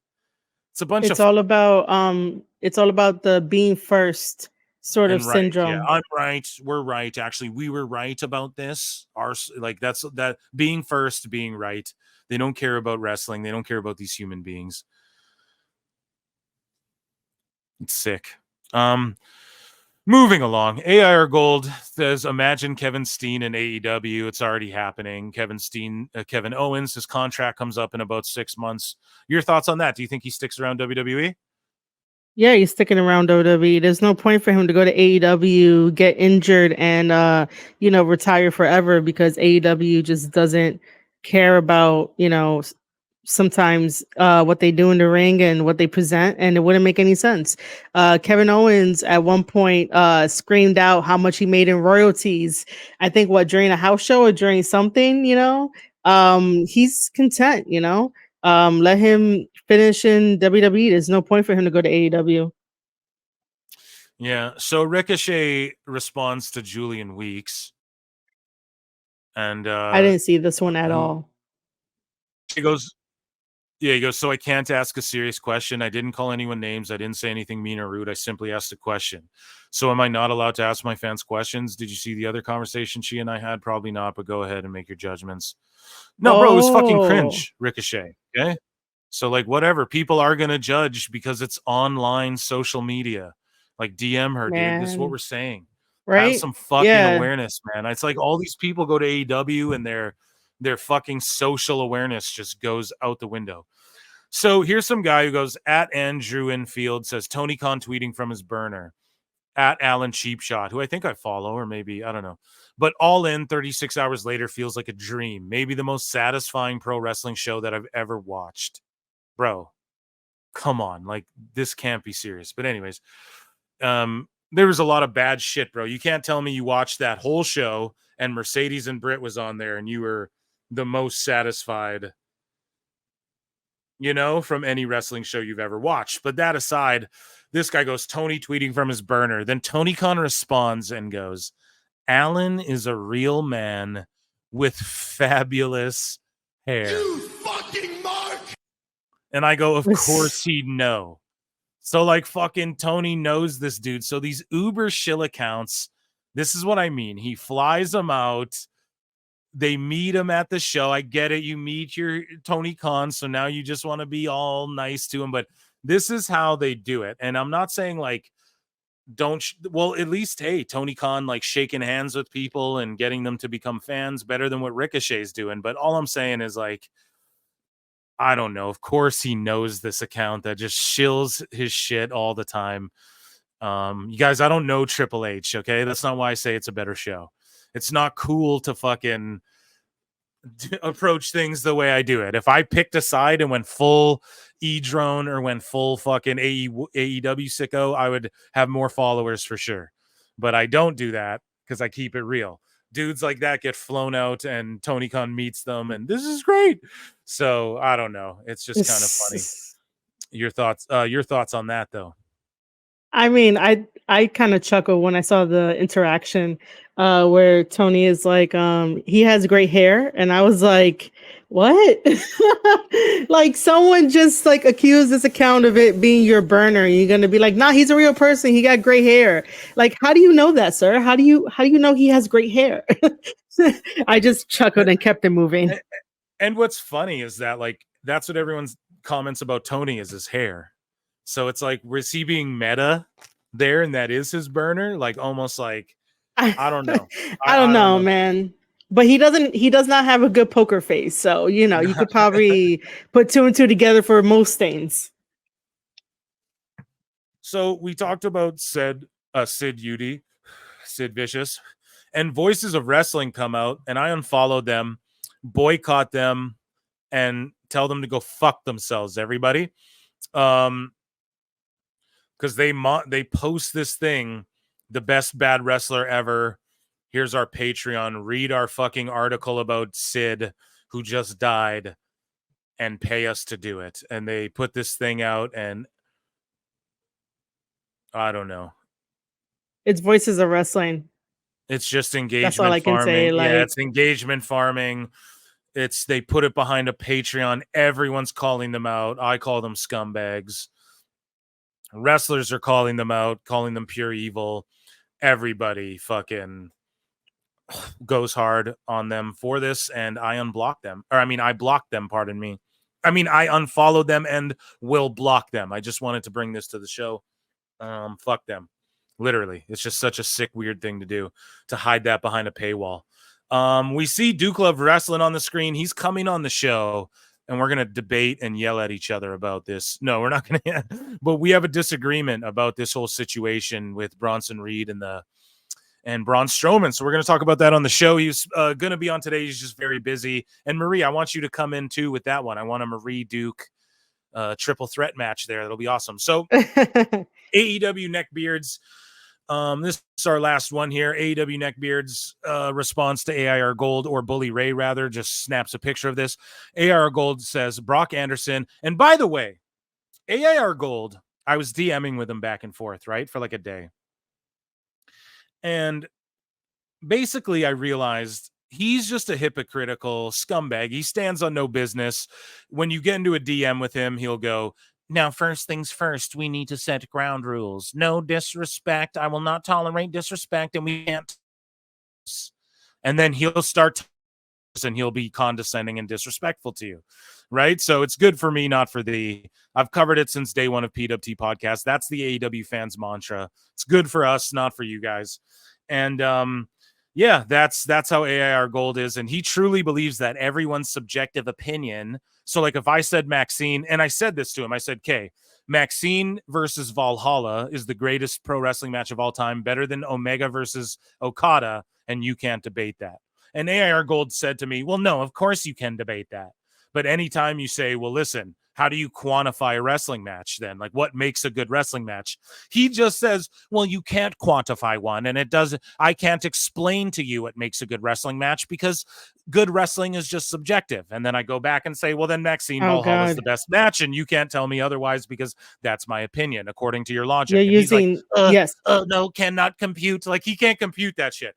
So then when I told him, listen, you're such a dumb fucking hypocritical. Then I see his post the next day. He's tweeting about Netflix's numbers and all this stuff. And I go to him and say, listen, you're just so like disingenuous and fake that I don't want you to come on my show anymore. And I don't even want to talk to you in these DMs. I just don't want to talk to you at all. Like, period. You're just a scumbag weirdo. I think I was sent to you for a different purpose. And that was to encourage you to get help, dude. You're like a weird sociopath type character, and I'm a writer. I'm not a fucking psychologist, but I study people. Like, I write characters and stuff. It's what I do. I'm so, like, it's why, I understand people. I think that's why I connect with an audience the way I do, and I've been able to cultivate such a good audience because I know how to weed out the fucking dickheads and figure out, you know what I mean? I know the lane. I'm a people person. It's what I am, and like I understand how to captivate, and I understand I can put myself in other people's shoes, and I'm not trying to blow myself here, but it's sort of what I do, right? It's how you write good characters. You gotta be able to look at things not just through your own lens, but through a variety of different lenses. And so, like, when I just told him, look, dude, I just don't want to fuck with you. You got some sort of sociopathic disorder where, like, whatever. He started begging me. AIR Gold is begging me. No, well, let's do a Twitter Spaces right now. Let's do a Twitter Spaces Oh my tomorrow. You God. better pull up on Friday. So this is on Thursday. He goes, on Friday, I'm doing a Twitter Spaces, and if you don't show up, then you ducked. I already know you're gonna duck. You're a ducker. You're gonna duck. And he starts like taunting me, like, you're gonna duck and blah blah blah. And then he starts fantasy mark booking our argument, and he starts going, I know what's What? gonna happen. I'm gonna have the same, yeah, dude. He goes, I already know what's gonna happen. I'm gonna have the same cadence and the same tone in my voice the whole time, and you're gonna freak out and get mad and raise your voice and start name calling and rage quit. And I literally started laughing. I was like, bro, are you fantasy mark booking our fucking our debate, bro? Oh Like, my it's God. like, that's how bad this guy, like, he's a real kooky nut, right? And then he ducked out on Friday. I fucking hit him up. I'm like, what province are you in? Because I know he lives in Canada. And I go, what province are you in? So I know the time difference, right? And because I'm like, all right, then bet. He goes, pull up. And I'm like, all right, bet. We're gonna fucking, and I was like, don't even say pull up to me because I'll smack you in person. But all right, bet. Like, I'll be there. What province you in? Because I want to know the time difference, because I'm gonna fucking, you know what I mean? Or maybe we're Oh on the same God. time zone and I'm gonna fucking be here for this Twitter Spaces. He toodles, and he never responded, never did a Twitter Spaces, never fucking invited me to nothing. AIR Gold Duck is your new name, Gold Duck, because you fucking ducked and you were trying to tell me you're gonna duck. Didn't duck, That buddy. You didn't sounds invite so me to high shit. school, man. That Yeah, sounds bro. Like, so he's high one of these school. kids. Like I Yeah, can't. dude. Yeah. It was pretty And fucking weird. And he so well, yeah, go ahead. he needs help. Nah, Yeah, I'm for just gonna sure. say he needs help. Yeah, and when you hear his voice too, we actually voice messaged, and Oh he no. claims he's in his 30s, but he doesn't sound special needs or anything like that, but he sounds like young, and like he doesn't get out Get out much type much. shit. I'm not trying to like shit on anyone, you know what I'm saying? He just doesn't seem like Yeah, he's like yeah. fucking You're really out, you're like basically really understands people. describing yeah, you're basically describing your interactions and through your experience, like that's how it Right. is. If anybody And gets I'm a upset at very that, like don't get upset at it. Like, yeah. And I'm reclusive, but I'm a very like, I'm an entertainer and I'm an outgoing kind of guy. I'm a people person, you know? So like I know when people aren't, and I get social anxiety, but like the way I respond to that is sort of like I'm nervous as shit during all of these podcasts, but that's how I know I oh, care about them, you know? Like yep, yeah, I so get like that I'm too, nervous dude. when I get on the air, but yeah, but it's because I care, and it's like my response to that is, it's weird. My response to being shy is like be charismatic and stuff. So it's really Yeah, it's the way I deal with it, but I can identify it in other people. So whatever, we're not here to psychoanalyze this fucking Mark. But anyways, he goes, Brock Anderson was so bad he got Luchasaurus to talk during a match. Shitting on Brock Anderson, man. And then Bully Ray goes, nameless, faceless coward who has never stepped foot in a ring unless he paid to take a pic with a wrestler, which AIR Gold's never done. I'll just tell you that right now. He doesn't leave his house. Decides to bury an actual wrestler and son of a legend. Fuck you. And I like that Uncle Bully's been going at these motherfuckers, man. And I just like that he's calling these people out for just being gross, because there's one thing to yeah. criticize shit, and it's another thing to just be gross and just say egregious shit. And AIR Gold is just I'm telling you right now, like, he depends on that fucking 150 he gets from Twitter Blue every month. He That's does. my feeling talking with him. Yeah, he depends on that shit, and that's why he says the foolish and dumb stuff that he has to say. And yeah, I guess that was our last sicko moment of the week there. And yeah, I don't know. I think that was our show, our podcast. And Marie, I just want to thank you, everybody. Round of applause for Marie Shadows for coming back and doing this. I told you the next time it'd be less interviewee and we just laugh at funny shit and just react to the headlines. So I want to thank you for being here. Sort of a last minute thing for you to just pop on with me, like a day's notice or like an hour's notice, whatever it was. So I appreciate you so much. And yeah, I want to come do your show or something sometime. So just let me know when. And yeah, thanks for being here. Speaking of your show, let the good folks know where they can find you, follow you, and all of that good stuff. Okay, well, my new episode just dropped on my show. So youtube.com/Squared Circle Podcast. And if you want to follow me on Twitter, you can at Marie_Shadows over on Twitter.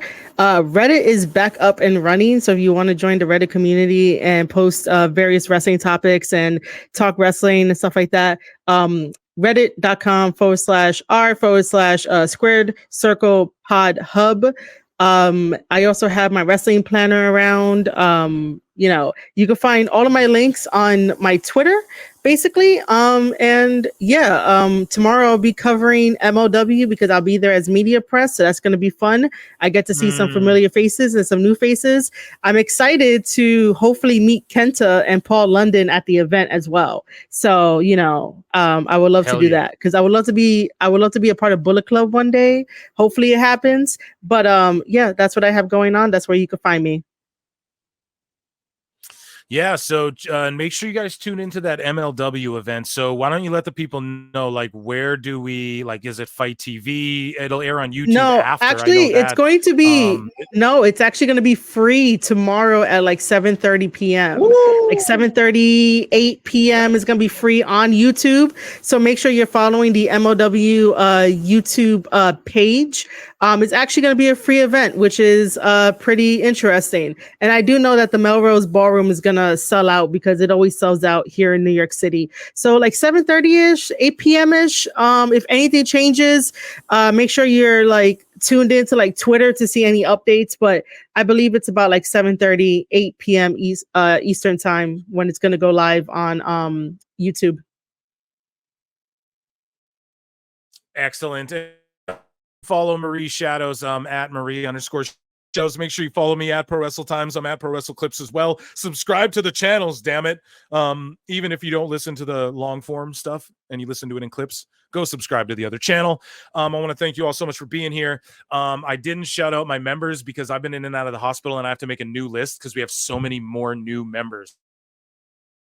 List coming soon. I'll shout you guys out on the live show possibly, and this weekend I'm doing 3 of them, so I'll have it figured out. And Marie, you're welcome to join me on any of those. Guys, run those numbers up. Thank you for being there to support me. It means more than you know, especially during these times. And this weekend I got a lot of grinding to do, and I look forward to it. Thanks for being here, and we'll see you guys in the Upside Down. Peace.